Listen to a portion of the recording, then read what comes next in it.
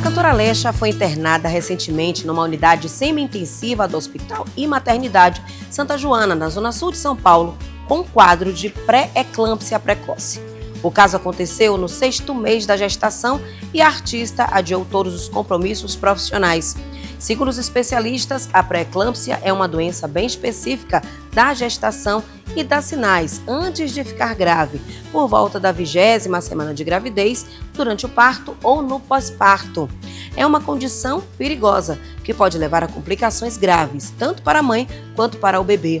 Justamente para conversar um pouco sobre a doença, entender melhor sobre o assunto, eu vim bater um papo com a obstetra Luciana Vieira Lopes. Bora comigo?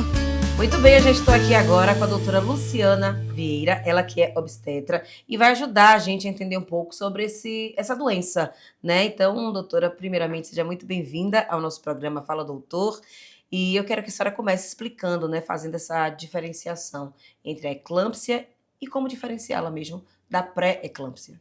Então, bom dia, obrigada também pela oportunidade de estar aqui discutindo um tema tão importante com vocês. A eclâmpsia e a pré-eclâmpsia são formas de doenças que compõem um quadro muito grande, né, de uma síndrome de doenças que são específicas da gestação, a síndrome hipertensiva específica da gestação. E a eclâmpsia é a forma grave da pré-eclâmpsia. Então, para ser mais clara, a pré-eclâmpsia é uma doença da mulher grávida que atinge a paciente a partir da 20ª semana de gravidez, com a manifestação da pressão alta. E ela pode evoluir para a forma grave da pré-eclâmpsia, que é a eclâmpsia, onde a mulher apresenta convulsões. E essas convulsões ameaçam gravemente a saúde não só da mãe, mas do bebê também. E precisam de atendimentos e atitudes médicas rápidas, raciocínios rápidos e atendimentos imediatos. Perfeito. Falando sobre esses fatores de risco, né? A senhora elencou aí a pressão alta, né, a hipertensão, como o principal motivo para desenvolver uma eclâmpsia ou uma pré-eclâmpsia. Seria só esse fator de risco ou tem outros aí Não. também no meio? Tem outros, né? A mulher que já é hipertensa prévia à gestação, ela tem um risco maior. Mas as pacientes que nunca engravidaram, as que estão grávidas ali pela primeira vez, ela tem risco maior. As pacientes que estão grávidas de um novo parceiro, ainda que não seja a primeira gestação, mas elas têm um novo parceiro, ela tem um risco maior também. As pacientes de gestações gemelares estão num grupo de risco aumentado. Os extremos das idades reprodutivas, mulheres a partir dos 35 anos, e quanto mais velha, maior o risco. Então, esses seriam os principais fatores de risco. Filhas ou irmãs de mães que tiveram pré-eclâmpsia enquadram-se em grupos de riscos para a doença hipertensiva da gestação.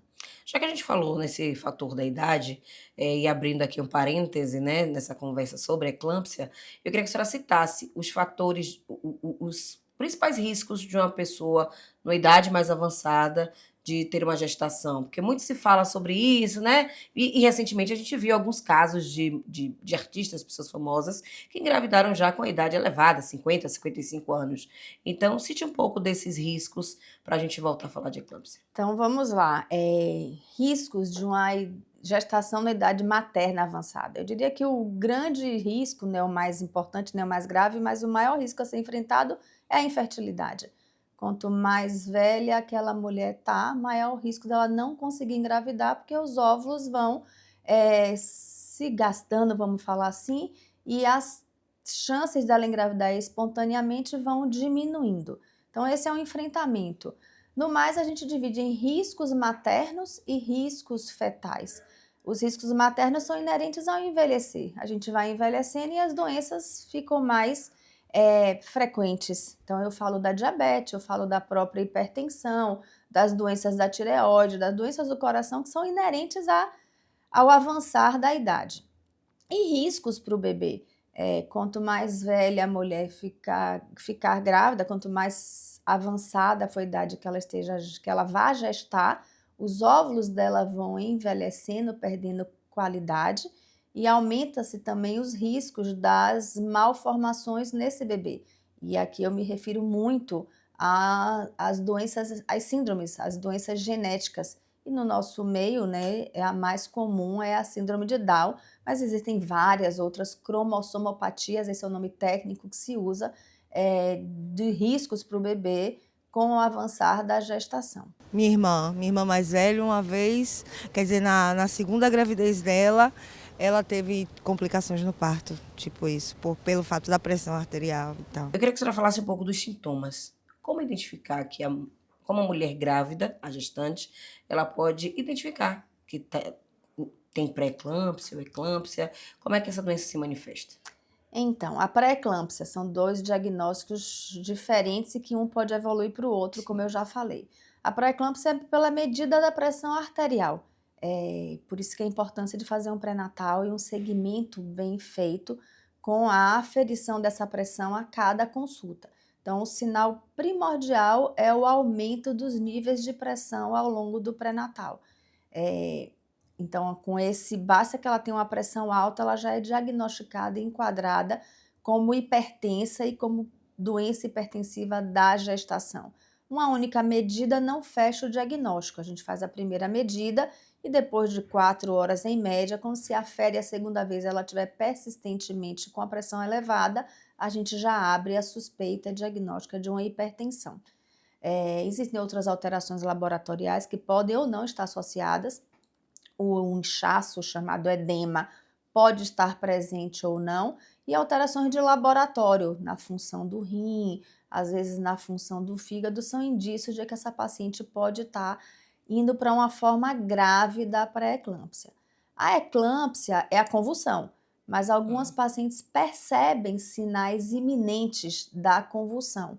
Então, dor de cabeça na nuca, aturvação de visão, uma visão dupla, às vezes a paciente faz um pouco de confusão mental, então são dor de estômago, é um outro sinal de risco ou indicativo de que essa mulher pode estar na iminência, muito próximo de convulsionar, e a equipe médica tem que agir de forma adequada e em momento muito oportuno, e o objetivo é evitar a convulsão da eclâmpsia. Então, quanto antes ela for abordada e tratada, maior a chance de prevenir a eclâmpsia. E se ela convulsionar, instituir muito rapidamente os tratamentos medicamentosos para tirar a paciente daquela situação de gravidade. A gente sabe que a gente vive num país em que muitas vezes as pessoas têm uma certa resistência em buscar ajuda médica, em procurar um médico.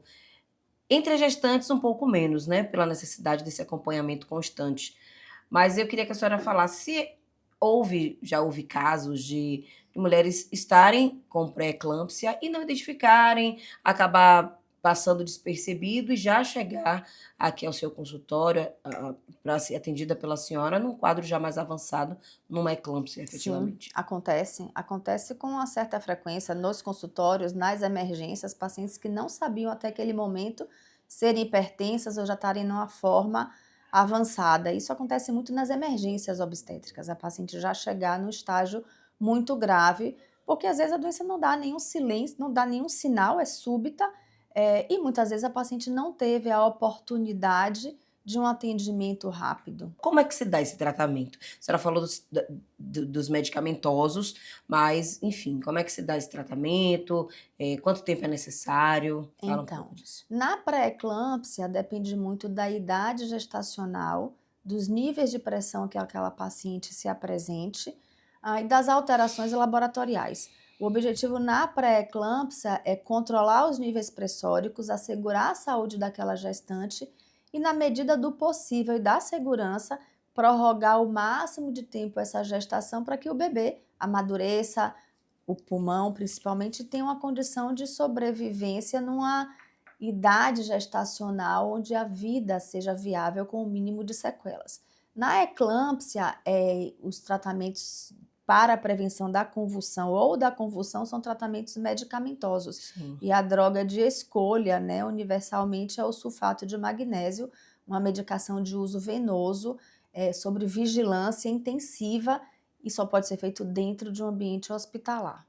Por quê? Me explique os riscos. O sulfato de magnésio ele vem para o bem, para prevenir a convulsão, mas ele pode levar a uma depressão respiratória, uma parada respiratória, ele pode, né, alterar as funções do próprio rim, mas a complicação mais grave é a insuficiência respiratória, a parada respiratória. É um eletrólito de alta, muito concentrado, então ele tem que ser usado com muita vigilância dessas funções. Se a parte neurológica está mantida, se a respiração está adequada, se a quantidade de urina que ela elimina a partir daí também está adequada. É uma paciente que precisa usar sonda na bexiga para monitorizar o débito urinário, assim que a gente fala tecnicamente, né? A quantidade de diurese que aquela paciente apresenta durante aquele período. Foi desde o início da gravidez até o final da gestação. Ela teve que se internar, né, até chegar a hora de fazer o parto e tudo por conta disso, entendeu? E também ela nova, né, 17 anos de idade. Então assim, foi um caso muito complexo. Ser acompanhada por um médico especialista, fazer o pré-natal tudo direitinho, né? O importante é isso, ser acompanhada por um médico. Porque às vezes se acomoda, fica em casa, prefere tomar remédio por conta própria, né? Se automedicar e aí às vezes acaba complicando. Há casos em que, diante de um quadro de eclâmpsia, precisa se antecipar o parto, por exemplo? A cura efetiva da eclâmpsia é o parto. A eclâmpsia, numa linguagem mais fácil, é uma doença que só é curada quando a gente retira a placenta. Mas não significa que uma paciente que convulsionou tem que ser levada para um parto intempestivo. O objetivo é estabilizar a saúde materna, controlar os níveis de pressão, tirar a paciente da crise convulsiva, avaliar os outros órgãos daquela paciente, ao tempo que também, né, saindo da convulsão, você melhora o fluxo de oxigenação para aquele bebê, e o parto num momento seguro e oportuno, que não obrigatoriamente é uma cesariana. A decisão do parto normal ou cesárea é uma indicação obstétrica, a depender da posição que esse bebê esteja no útero, do tempo de gravidez que aquela convulsão aconteceu, da condição de saúde daquela mulher, vai se decidir por um parto cesariano ou por um parto normal. Então, porque ela convulsionou, não é a emergência, a urgência que tem que sair intempestivamente e operar aquela paciente, porque os desfechos serão piores para a mãe ou para o bebê. Então, é preciso ter calma, é preciso estabilizar aquela paciente e identificar o melhor momento da interrupção da gestação, quer seja por um parto normal ou o parto cesariano. Uhum. A senhora como obstetra, assim, muitas vezes a gente vê uma preferência das mulheres pelo parto cesariano, né? Como é que a senhora lida com isso, né? É uma curiosidade mesmo, já que a gente está falando sobre esse assunto. Então, como é que a senhora lida com esse desejo de muitas mulheres de querer agendar ali? Não, eu prefiro uma cesariana. A senhora sempre indica, não indica, enfim, sua visão obstétrica. Eu como obstetra. sempre... A gente tem que dividir a pergunta em duas etapas, tá? O parto é normal, a via de parto sempre é a via de parto vaginal, salvo poucas exceções, pouquíssimas exceções, que se tem indicações formais para um parto cesariana. Então, do ponto de vista técnico de obstetrícia, o parto deverá ser sempre parto normal. E o Brasil vive um momento muito interessante da mudança de cultura, não só das pacientes, como da sociedade médica de uma forma. Vivemos um momento onde a cultura do nascimento no país era a cultura do parto cesariana. E há uns anos, né, já há alguns anos, essa cultura e esse comportamento vem mudando num movimento muito positivo. Mas eu ainda respeito a autonomia e o direito de escolha daquela paciente. Nem eu induzo ela para um parto normal, se ela não quiser, nem eu induzo a minha paciente a querer uma cesariana. A gente fala riscos e benefícios, vantagens e desvantagens, e aquela paciente vai tomar a decisão do que ela achar que é melhor para si.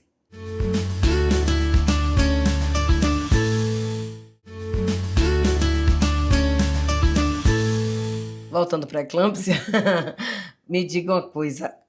A eclâmpsia pode deixar sequelas permanentes após se fazer esse tratamento todo, após passar por todo esse atendimento médico, após, enfim, após o parto?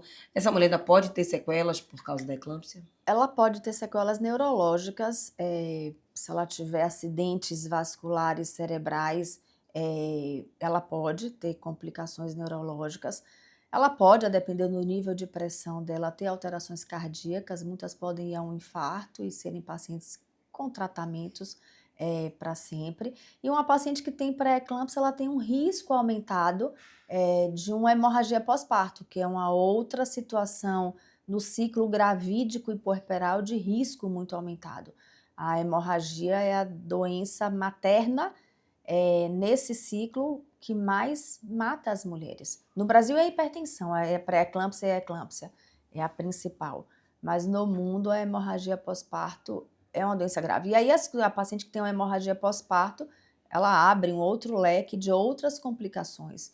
Choques, hemorragias graves, os rins que param de funcionar, a própria pré-eclâmpsia, eclâmpsia pode evoluir para uma forma ainda mais grave da doença, né, que a gente abre um outro leque de discussão, que é a HELP síndrome, e com também sequelas, às vezes, do fígado, dos rins, do coração.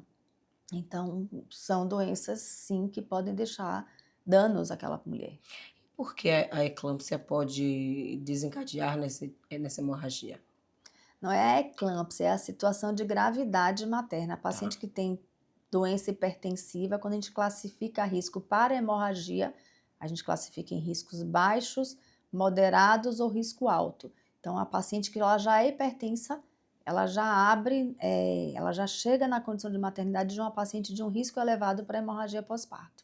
Falou que teve eclâmpsia, que na hora de ter a neném, aí a pressão subiu e é algo sério, grave. A gente, mulher, tem que se cuidar, né? Independente de que seja essa doença, outras a mais, tem que se cuidar. Excelente. A gente falou inicialmente sobre os fatores de risco, mas existe alguma forma de prevenir para não se ter uma pré-eclâmpsia ou eclâmpsia, dieta, mudança no estilo de vida, essas mudanças de hábitos também podem ajudar? Sim, são fundamentais, né? Sempre. Então, um pré-natal bem feito, uma alimentação adequada, hábitos de vida saudáveis, atividade física, controle de ganho de peso, são atitudes muito benéficas e muito protetoras na prevenção da pré-eclâmpsia. O autocuidado, não só o autocuidado, mas praticar esporte, atividade física, ter consciência da alimentação, né? Então ingerir bastante frutas, verduras, né? Descansar também, eu acho que porque esse ritmo de trabalho leva a gente à exaustão também, né? E a gente sabe que o nosso corpo somatiza, então é interessante também ter tempo para o descanso, para o autocuidado, para o autoamor também, né? Além da alimentação, do esporte, ter as relações familiares, né, sociais também, saúde social também é importante, né? Ter pessoas com quem você possa desabafar, conversar, ter um acolhimento, né? Acho que isso é importante também. Ótimo. Agora eu queria que a senhora pensasse aí, com os seus botões, se tem algum caso que mais te marcou relacionado à eclâmpsia. Teve algum cenário, alguma paciente, alguma situação que foi mais alarmante, que mais te tocou, que a senhora pudesse destacar aqui pra gente? Então, talvez no início da minha formação médica, na residência médica, uma paciente trazida por uma ambulância, convulsionando e convulsionou muito, e já chegou no hospital onde eu trabalhava, fazia residência já com 3 ou 4 episódios de convulsão, e era uma paciente ainda numa idade gestacional muito baixa, onde o bebezinho tinha um risco de vida mesmo, era o 6º mês de gestação, ali em torno da 24ª semana. Uma paciente muito jovem, trazida pelos familiares junto com, na época se chamava resgate, no lugar onde eu fiz, né, a ambulância, o nosso SAMU era chamado de resgate, e essa paciente foi estabilizada, foi para uma cesárea de urgência, ficou muito grave na UTI por muito tempo, e depois de muitos meses a coisa positiva, né, saiu mãe e bebê, depois talvez de uns 3, 4 meses, com vida e sem sequelas. Então, esse foi um caso bem no comecinho da minha vida profissional, desafiador, né, a gente ali começando a aprender os protocolos, e aí vem a importância de que todos que trabalhem no ambiente hospitalar, não importa a formação de obstetra ou qualquer outra especialidade, tem que saber sim dar os primeiros atendimentos para essa paciente. A senhora falou aí sobre o bebê, sequelas no bebê. Eu não tinha te perguntado isso, vou te perguntar agora. O bebê, ele pode ter outras sequelas a longo prazo devido a esse quadro de eclâmpsia da mãe? Pode, a depender da idade gestacional que aconteça a eclâmpsia, quanto mais precoce, mais prematuro, maiores os riscos para esse bebê, um bebê que nasce ainda sem a formação do pulmão, do cérebro, dos sistemas de uma forma geral, mas mesmo aqueles que já são a termo, né, acima de 30 de uma idade viável, 34, 35 semanas, a eclâmpsia pode levar a um hipofluxo, uma diminuição do oxigênio para aquele útero, e ele nascer, né, com complicações, com sequelas de uma má oxigenação no útero por conta de uma convulsão ou de uma pressão muito alta naquele momento. Perfeito. A senhora se vê em outra profissão que não fosse essa? Não, nunca me vi. Sempre obstetra, e me encantei com a obstetrícia por uma primeira aula que eu tive. Sou filha de obstetra, mas me encantei com a obstetrícia mais ainda do que a minha influência familiar. Com a primeira aula que eu tive na faculdade, eu formei na Escola Baiana de Medicina, um professor que me deu aula de pré-eclâmpsia. Então, foi naquele dia que eu disse que era aquela profissão que eu queria abraçar, e foi a partir daí que eu decidi pela obstetrícia. Nunca me arrependi, faria de novo todas as vezes, né? Gosto. A gente tem as gravidades, né, os desafios, mas a gente lida com vida o tempo todo, com saúde, então a maior parte do tempo. Então faria 1000 vezes obstetrícia de novo. Tá vendo aí, professor? Olha a sua responsabilidade, viu? Doutora, eu queria que a senhora, por último, por fim, a senhora mandasse um recado para quem está nos assistindo, principalmente as gestantes, né? Para que fiquem atentas a esses sintomas, a possibilidade de desenvolvimento de uma pré-eclâmpsia, de uma eclâmpsia. Enfim, chame elas no eixo. A todas, né? As gestantes, as que vão gestar um dia. E eu preciso alertar que no pós-parto não é uma doença só da gravidez e do parto. A doença hipertensiva pode acontecer nas primeiras 6 semanas do pós-parto. Então, muita atenção à sua qualidade nutricional, ao acompanhamento de pré-natal bem feito, a seguir o que seu médico te orientar, a comunicar e valorizar todas as queixas que você sinta. Não ache que vai passar, valorize e procure o seu médico. E mesmo depois do parto, manter os cuidados e manter os segmentos. A alta do pré-natal não acaba com o parto. A alta do pré-natal só acaba 42 a 45 dias depois do nascimento do bebê. Então não deixem de se cuidar durante todo o ciclo de pré-natal e parto, além do pós-parto. Ideal era até que a gente tivesse a oportunidade de planejar essa gravidez e ter uma consulta prévia à gravidez. Então esse é o meu apelo. Perfeito. Vamos nos cuidar. Maravilha, doutora. Muito obrigada, viu? Por essa conversa, por esse encontro. Foi ótimo. Tantos esclarecimentos e também saber um pouquinho da sua vida profissional. Eu que agradeço a oportunidade. É sempre bom, né, poder esclarecer um pouquinho e levar informação à população. Obrigada a vocês pela oportunidade. Muito bom. É isso, minha gente. O Fala Doutor de hoje fica por aqui. A gente volta na próxima semana com mais conteúdos especiais para você. Nos acompanhe também nas redes sociais, no nosso YouTube, viu? Um abraço e até mais.